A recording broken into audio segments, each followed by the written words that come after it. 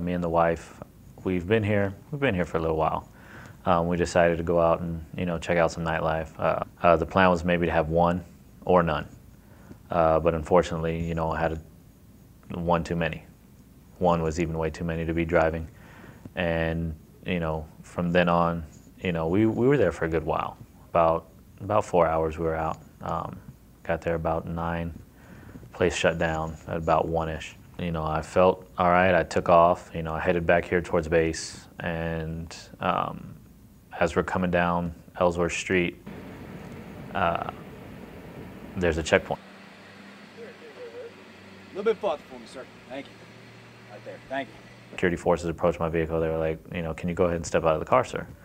At this time, I detect the odor of an alcoholic substance coming from your vehicle into a person. Is there anything you need to tell me? No, sir. Sir, what I need you to do is go ahead and step out of the vehicle for me and come back here.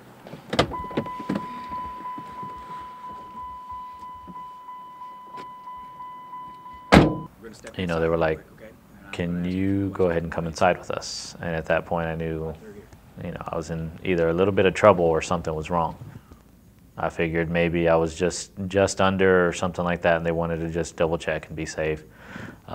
We went through a bunch of tests, just a comprehensive test just to see if I was all right. All right, at this time, go ahead and take a deep breath in and blow. And it came down to the point where they said, okay, just go ahead and sit tight. We're going to do some paperwork. And at that point, I still wasn't too sure what was going on, but I had a feeling in the back of my head that, this couldn't be good. So they said, they come back to me with paperwork and they say, can you go ahead and fill this out? We're going to go ahead and draw blood and see if, see what the finding is.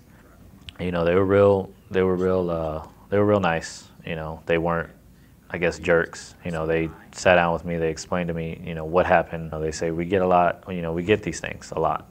And they were curious as to, why I did it. And I said, I really have no excuse. It's just a bad judgment call.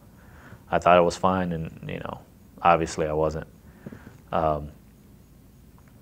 So, from that point on, it's, once the paperwork's all done, they were like, okay, well, we'll call your shop chief and your first shirt. And by that time, it was probably about 4:30, 5 o'clock in the morning. And, I felt pretty low. First and foremost, a DUI is a crime, bottom line. And as with any crime that occurs, a number of individuals are going to be contacted to get involved. Of course, it stems with the individual that committed the crime, onto their supervisor, their first sergeant, their commander, legal, the med group. So many people have to get up and be disrupted, since most DUIs primarily occur, in late hours of the night, early hours of the morning. I get to help airmen every day. And sometimes when you are spending quality time with your family, or you're in bed at 1 o'clock, 2 o'clock in the morning, and you receive the phone call from security forces, the first thought process in your head is, please let not be a DUI. And then you get notified that your airman was driving under the influence, they were detected at the gate or downtown, you need to come in and see us. And then takes away from my family, takes away from my sleep, which is very important sometimes when you're very busy as a first sergeant.